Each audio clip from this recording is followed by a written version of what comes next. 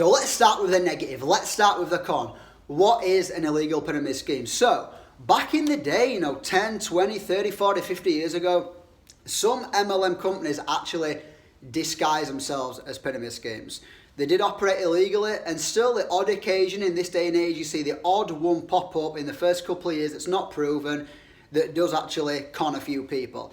But generally speaking, overall in the profession right now, through laws, through approvals, all that type of stuff, through licensing, almost every single MLM company runs efficiently. So what is a pyramid scheme? A pyramid scheme is where people will promise you an end result. They will promise you a payment. They will literally say, if you put this in, you will get this back in X amount of time. They legitimately promise you it. And a lot of the time, what a pyramid scheme is it's just a movement of money.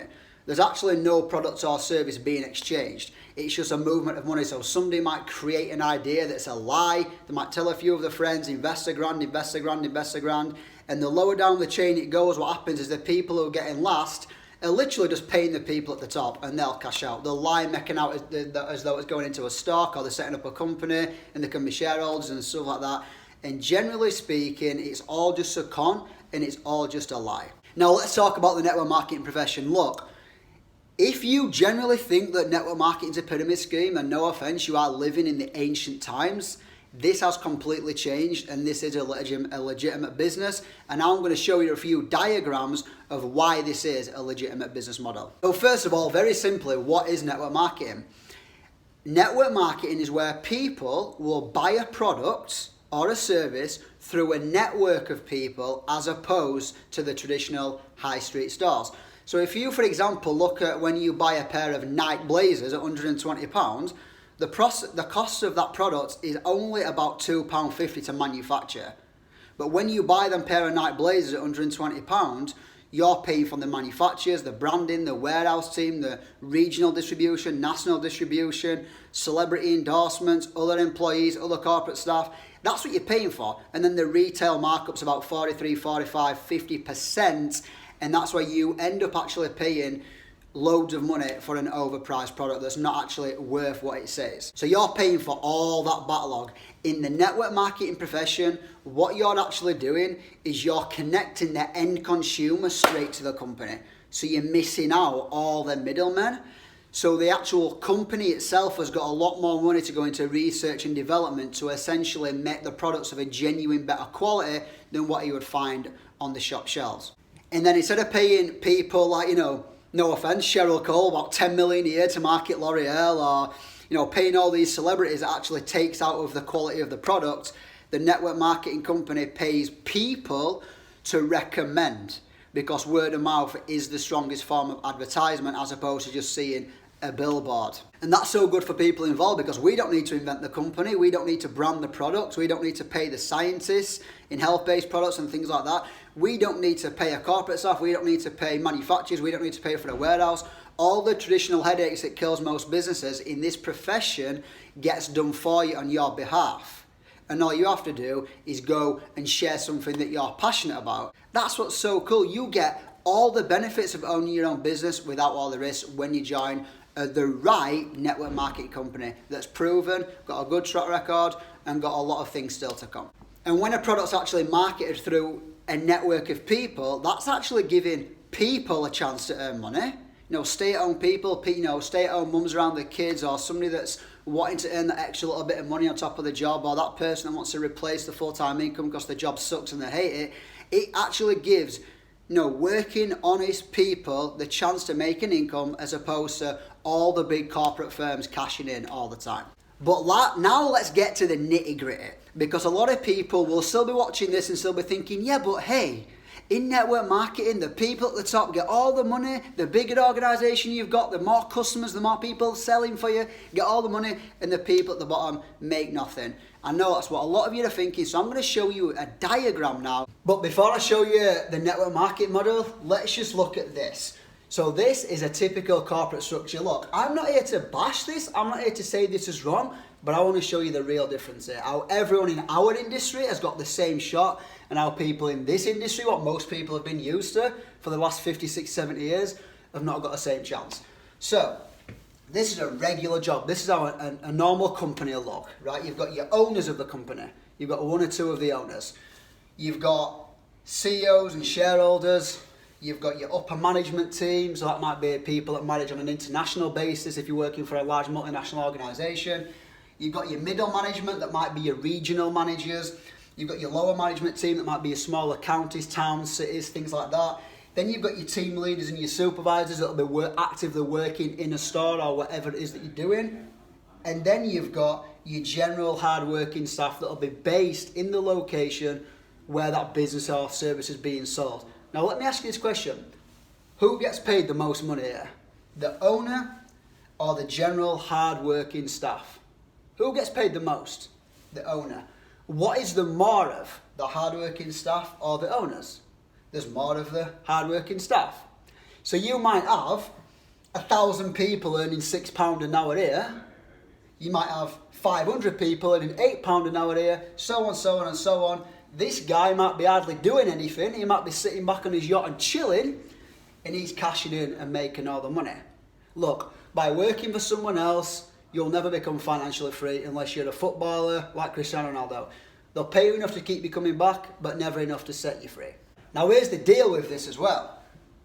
If you're a staff and you want to become a supervisor, one, you probably have to work for that company, you're nuts off for quite some time, you have to wait for a vacancy to become available, and you have to compete with another 300, 500, 1,000 applicants for that role. You might be a supervisor and you might want to become a manager, right? So you might be a supervisor, you might be there, and your friend might be there. But your friend might be best mates with this manager there. He might be doing hardly nothing, and you might be doing a lot of the work for the exact same amount of money. He might be slacking off, you might be doing all the work and getting paid the same. And when there's a promotion come, because he's best mates with this person here, his name's going to come forward and you could be working a lot harder. Also, you might be a manager, and you might have a supervisor that's doing really, really well, doing the job properly, but you're not going to train that person to become as good as you because that threatens your job, right? So that's why you normally find in a corporate structure, a lot of the time it is toxic.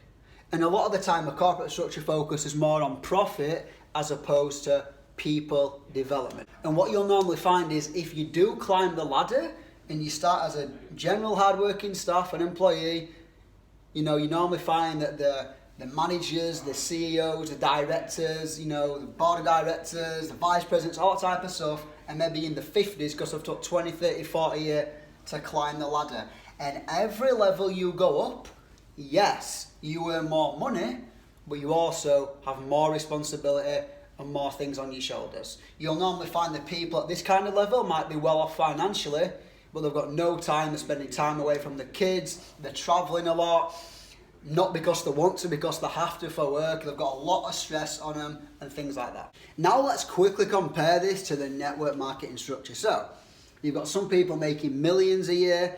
You've got quite a few more people making hundreds of thousands a year. You've got more people making tens of thousands a year. You've got more people making thousands a year.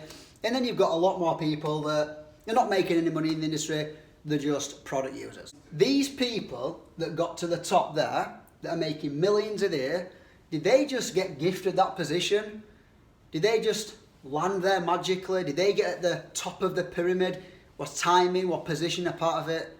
Or did they join and decide to work their way to it? You see, for the people that are making a little bit of money in the industry and for the people that are making a lot of money in the industry, the work's still the exact same thing.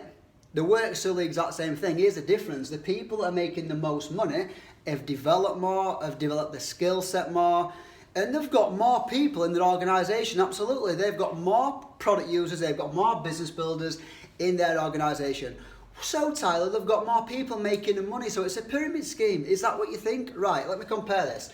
Richard Branson has got tens and tens and tens of thousands of employees for Virgin. Virgin Atlantic, Virgin Galactic, Virgin CD and movies, Virgin Media, whatever it is. He's got tens of thousands of employees worldwide. That's why he's rich. Because he's not just basing everything on his own efforts. He's leveraging. You look at the smartest, most intelligent people in the world. Look at Bill Gates for Microsoft. Look at Steve Jobs for Apple. Why are they where they are? It's not just because of the service that they're providing. It's because they're leveraging their efforts. It's because they've got so many people sharing their vision, so many people employed for them, helping them make money. Here's the difference with this, right? You don't employ anyone in this industry. When you actually join the profession, you're not joining someone's team. You're actually starting your own business within other people's business. That's how cool it is. So when people come in the industry and say, oh, I tried that thing, it didn't work, I lost money. I lost £1,000. No, they didn't. They tried some products, like everyone does. They start a day, they tried some products, or they tried a service, whatever type of company you join. They tried it, they liked it, they enjoyed it, they got a health transformation, a skin transformation, an energy transformation, whatever it is.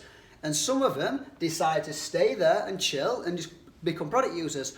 Some people decide to make it a business and start to recommend it and get paid for the recommendation. Now here's the deal. For the people that say, I lost money, are the people that didn't develop the skills enough, didn't work hard enough at it, that after a year or so, they were still buying products and they weren't making any money because they didn't go to events, they didn't learn the industry, they didn't get on the training course, they didn't put the effort into it as though it was a real business. Just like this, just like if you want to become an elite level footballer and play in the Premier League, how many people are playing in the Sunday League football across the UK? Hundreds of thousands maybe, compared to how many are playing in the Premier League, a few hundred, compared to how many are elites like Cristiano Ronaldo. Look, life itself is a pyramid. There is more people at the bottom struggling than there is people at the top. That's why 97% of the population control 3% of the world's wealth. That's why the other 97% of the wealth is controlled by 3%. Because the people that work hard, the people that go for it, are the people that climb. So, to answer your question, do the people at the top in network marketing make more money? Abso-freaking-lutely. Why? Because they've helped more people with the product or the service, and they've helped more people make an income, and they've generally treated it more like a business. Timing, positioning, does not come down to it. Getting paid off, all that type of stuff. Everyone in this industry starts there. Just like everyone in corporate starts there. The difference with this is you don't have to apply against another 300, 400, 500, 600 applicants to get to that. You do the work, you get there. If you don't do the work, you don't get there. So here's the difference with network marketing. You can have however many people you want at the top. As opposed to a corporate structure, how many owners can you have at the top? One. How many CEOs? An handful. In this, the millions per year, you can have endless amounts of people at the top. That's the true difference with network marketing. Network marketing is the fairest industry in the world. It doesn't come down to bitching or complaining or favoritism, anything like that. Gender, whatever it is, your background, it comes down to the work that you put in. If you want to become a millionaire in this industry, you just go put in the work and develop the skills for a consistent period of time, and you will get there. And don't quit after talking to 3 people that say no and then say, oh, it don't work. So the people at the top in this industry don't get paid a larger percent than these guys. They're just getting paid the percent more times because they've helped more people, which is correct. Why shouldn't these guys get paid more? They've put work in, probably for longer, probably gone harder at it, so why do they not deserve to get that? And here's the difference in this industry. When you get to that type of level, because the income's residual, you can maybe take your foot off the gas a little bit and enjoy your life. As opposed to in a corporate structure, if you're at that level, you'd be stressed out every single week, a lot of depend upon you, it'd be 110-hour work weeks, and there'd be so much pressure on you. So this industry doesn't just provide financial gain, it provides time gain. And what I said earlier about corporate structures focusing more on profit, this industry focuses more on people development. So guys, that is the difference between an illegal pyramid scheme and the network marketing profession.